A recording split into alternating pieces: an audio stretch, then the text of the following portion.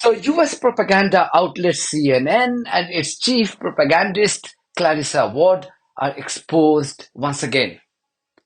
This time, neither CNN nor Clarissa Ward are denying their involvement in the propaganda. That's rare, isn't it? Well, it all started with Clarissa Ward supposedly showcasing her brave journalism, really brave journalism, by freeing a prisoner from a Syrian jail after the fall of Bashar al-Assad. CNN posted this video in which Clarissa Ward was seen projecting her humane side as she appeared to rescue a Syrian captive from a jail. Just watch the first few seconds of the video. Hello? Okay, I just go there.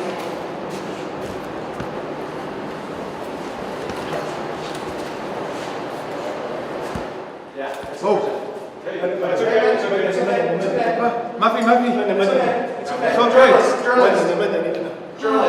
I'm a civilian, he says. I'm a civilian.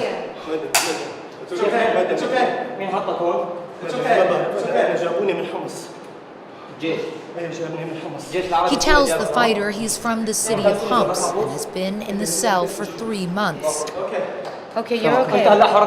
You're okay. You're okay. You're okay. He clutches my arm tightly with both hands. Okay. Does anyone have any water? Water. My. Okay, it's water. It's water. I didn't watch the entire video. I didn't need to when it was posted on Twitter last week. I didn't need to wear the hat of an investigative journalist before declaring this video as fake. Check out my tweet and the date.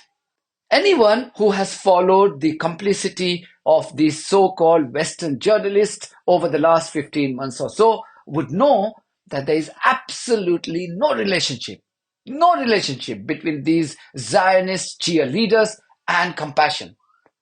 So when Clarissa Ward kept repeating, "You okay? You are okay?"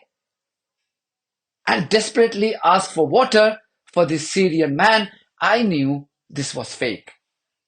How can a person who has refused to utter a word on the slaughtering of more than 200,000 innocent men, women, children, and babies in neighboring Gaza by Israeli terrorists could be trusted to be compassionate and caring? Most of those murdered in Gaza have lost their lives because Israelis deprived them of food, water, and medicine. Neither Clarissa nor anyone in her organization CNN ever used their powers to highlight this brutal Israeli action. But in the case of a so-called Syrian captive, she wanted the world to treat her as a hero for her so-called compassion. You don't have to be an expert on human psychology or behavioral science to understand that Clarissa Ward's utterances in the video were too good to be true.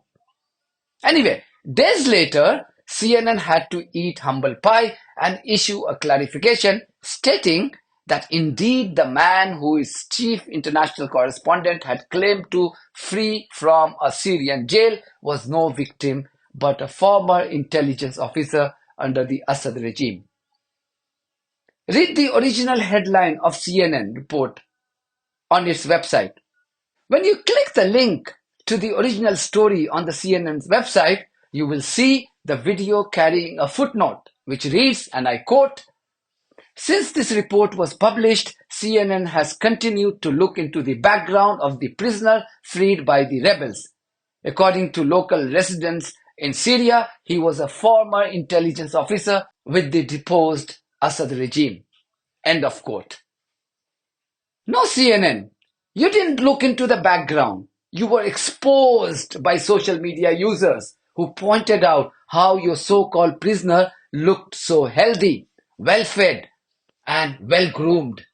This is what forced you to retract your claims. Clarissa Ward has also tweeted, but look at her shamelessness. She has still not apologized for her action. Her tweet reads, and I quote, "We can confirm the real identity of the man from our story last Wednesday as Salama Muhammad Salama." End of quote. She still didn't specify who this Salama was and whether she was embarrassed or sorry about being involved in this fake story. Controversy and allegations of fake news have chased Clarissa Ward and CNN even in the past, in fact, all throughout this conflict. 2 days after Israelis launched their genocidal campaign against innocent Palestinians, she was seen desperately trying to tell the world that Israelis and not Gazans were under attack.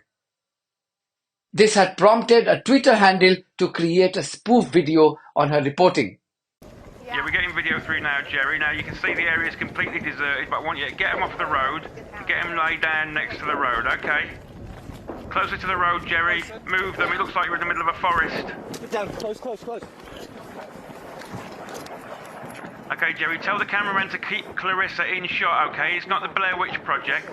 You're fine. That's it, perfect. To get nice and close. Get the cameraman nice and close. That's the Iron Dome, okay? That's the Right, now Iron look Dome. around, Jerry. Just look around as if you're in danger. Try and look nice and scared. Yeah, that's it. Catching your breath. Dead scary over here with all the bombs going off and all that. Guys, Okay, that's beautiful. That's the money shot. Nice and tight on Clarissa. are you seeing our situation, guys? Tell her yes. Yes. Can she hear the shells, Jerry? Because they are about 6 miles away. Can you hear the shells? Stay down. Derek, can you boost the volume on those explosions, please? We have to stay here. We have to stay here. Oh, and be a darling and patch me through to Clarissa's microphone, Guys, please. come to us. Clarissa, I need you to stop swearing. You're overdoing it. Can you hear me? Yeah. Good. Now we're getting set up on sound and visual. We should be going live in about 15 seconds. Okay. Were you guys rolling on this? Yeah, we're rolling, Clarissa, but we're not live yet. Okay. We can't show the earlier bit because we want people to think you're in danger.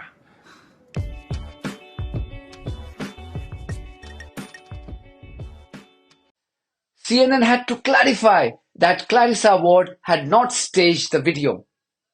But anyone who knows Israeli operations know that Israeli terrorists are experts in staging such scenes to project themselves as victims. Just watch the original video of her reporting. How, within seconds of taking shelter from so-called Hamas rockets, everything becomes normal. And she is absolutely fine to report for her TV channel. Clarissa is on the ground right now. Clarissa, tell us what's happening. Stand by. Hi, John. So forgive me, I have a slightly unelegant position, but we have just had a massive barrage of rockets coming in here, not too far from us. So we have had to take shelter here by the roadside. We're just about 5 minutes away. Gaza is in that direction. We can hear now a lot of jets in the sky. We could also hear the Iron Dome intercepting a number of those rockets as they were whizzing overhead and making impact in that direction, not too far from here. We came to this location because this was ground zero for this entire operation of carnage. Hamas militants came on a pickup truck. This was the first place where they breached that border wall, and they basically drove down this strip, just spraying lead wherever they went. We saw, in fact, I was just grabbing it before that happened and we had to hit the deck, but heavy weaponry being used. It's saying we can get up now. Where are we moving to? Sorry, just 1 second, guys. Okay. Let's come up and go this way and then... All right, so now I can show you the scene here. This is where those militants first came, opening up fire on all these vehicles. Now that's not the only evidence. Remember this fake headline by CNN on the so-called beheading of babies by Hamas? The Israeli Prime Minister's spokesman just confirmed babies and toddlers were found with their heads decapitated. We all know this was a fake news, but did CNN ever apologize? No. Then I want you to cast your mind back to a time when Israelis launched its brutal campaign to destroy every single hospital in Gaza to ensure that Palestinians who survived their genocidal attacks do not have access to medical facilities. It was in this context that Gaza's Rantisi Hospital, which Israelis destroyed before Israeli military spokesperson Daniel Hagari giving exclusive access to CNN to peddle fake news. This was brilliantly covered by Al Jazeera, who have always said that it has been the most reliable source on the Gaza conflict. Once inside, military spokesperson Daniel Hagari said Israeli forces had found proof and gave CNN special access. Evidence, Hagari says, points towards Hamas and possible hostage presence below the hospital. Hagari showed CNN's reporter, Nick Robertson, a document on the wall, which he claimed was a roster of Hamas members keeping guard over Israeli captives. This is a guarding list. Every terrorist has his own shift. This became quite an embarrassing moment for CNN because it wasn't a Hamas roster at all. It was a calendar, and written in Arabic was the days of the week. But the report that came out from Nick Robertson just swallowed up Israel's claim. One colleague saw the report and flagged to Nick, "Hold on, people are saying that this is not accurate." And apparently Nick said, "Are you meaning to say that Hagari is lying to us?" So there was a chance for this to get stopped, but Nick was adamant and it went out. He's a very experienced correspondent. If you are trusting the Israeli government over your own colleagues, then you need to have your wrist slapped at the very least, because your reporting has given cover to the Israeli operation. And this wasn't it.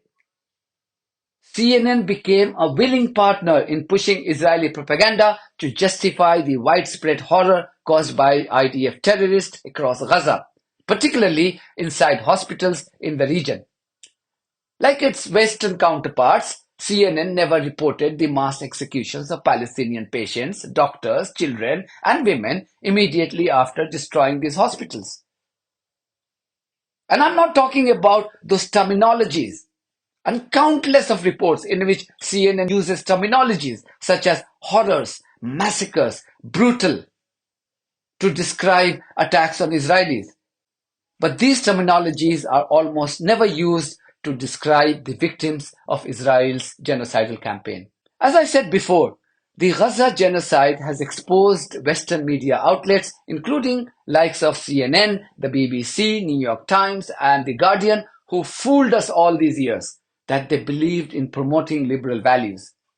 This CNN report is one example. You know what is the saddest part of this story? CNN is now being headed by Mark Thompson, the former Director General of the BBC. I used to be a part of his leadership team during my time at the BBC. That's it from me. Thank you very much for your support of this platform and our journalism on buymeacoffee.com and Patreon. If you do think that our journalism is worth supporting, then you too should consider becoming part of it. In the meantime, if you haven't subscribed to my channel, please do so, because that's one of the many ways you can support independent journalism. God bless you all.